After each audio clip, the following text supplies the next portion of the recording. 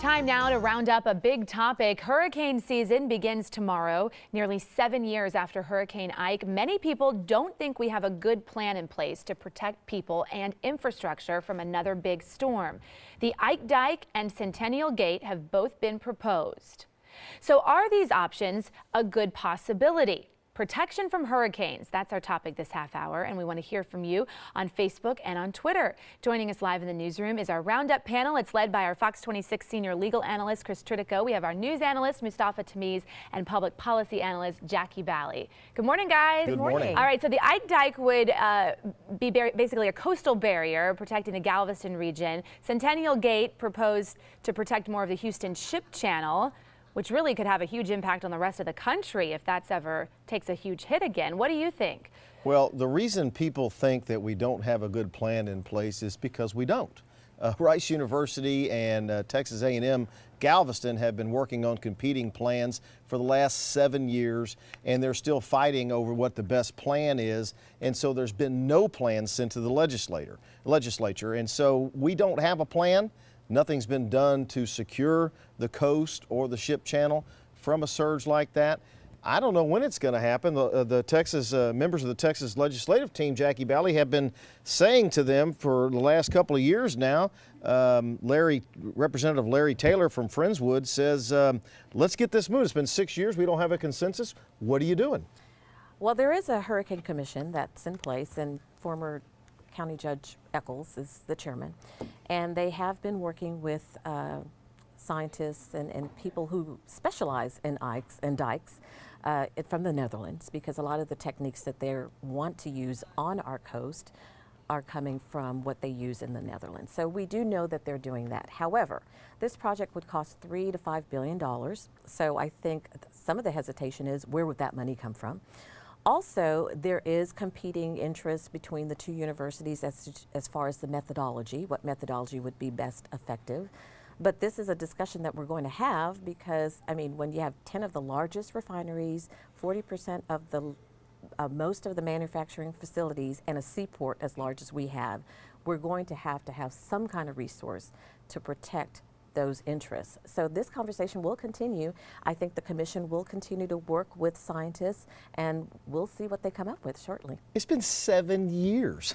I mean, for crying out loud, you ought to be able to come up with a consensus in 7 years. It's not just, I mean, look, whether it's these local projects or large national issues, we can't seem to tackle big things anymore, and our inability to build consensus on things like, you know, whether it's a dike or whether it's the Centennial Gate, we can't build that consensus. Whether it's finding resources to do something like this, we can't seem to do that. We just got a tax cut at the state legislature.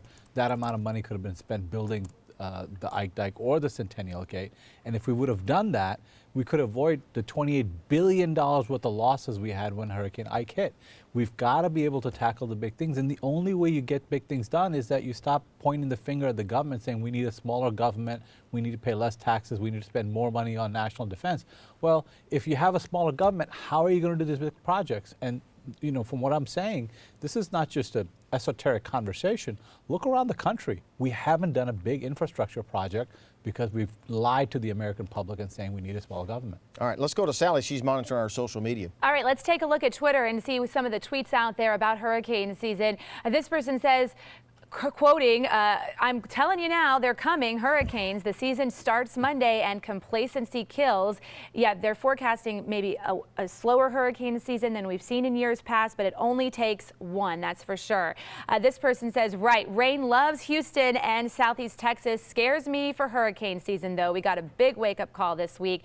And then Norma says, rain, rain, go away. This is just too much for Houston right now as hurricane season starts on Monday. Do you guys think we can see some sort of compromise? In New Orleans, it only took 3 years after Katrina, I believe, to get something in place there, working with the Army Corps of Engineers. Right, and well, let me address that first tweet for initially. You know, every year we have these predictions by the National Hurricane Center about how many hurricanes we're going to have. I don't think they're ever right, and so I don't worry about that. You know, the beauty of a hurricane is you get about 3 days notice. It's not like it's going to hit immediately, so you have time. Don't worry about the predictions, but let's talk about why this is taking so long. Now, and I want to ask you this too, Jackie. None of us are engineers, but if you put the Ike Dike up in Galveston, doesn't that also protect the ship channel? Well, one of the proposals that they have is to have it along the coastline. And yes, that would protect the ship channel. If you go on their website, that's what one of the proposals. They only have like 2 or 3, and that's what they're proposing. And so that's why people are saying, will this be effective or will that be enough? In the 1900s, they actually attempted this. It was a wall that they attempted to build around Galveston. Well, they did build a wall. And but it wasn't as effective as they thought it would be. So now they're saying, well, if they did it in the 1900s, we can do it fast forward now, but of course we'll have much more modern technology. It's just because we're just not sure what to apply, what kind of technology to apply, because every time we think a hurricane is coming and we think it's going to have some kind of impact, something else happens. So yes, they have 2 different models that they're looking at. That is one of them.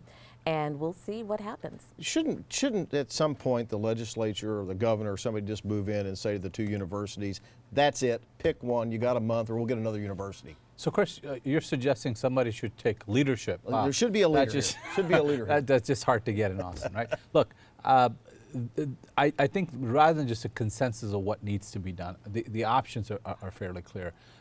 Do we spend less money and protect just the industry, which is what Centennial Gate is about, protecting the industry? And as Jackie said, it's critically important because it's not just about us, but it's about our national economy, because 1/3 of our national economy flows through the port, and a lot of the refinery capability, if it goes away, the gas prices will just shoot up.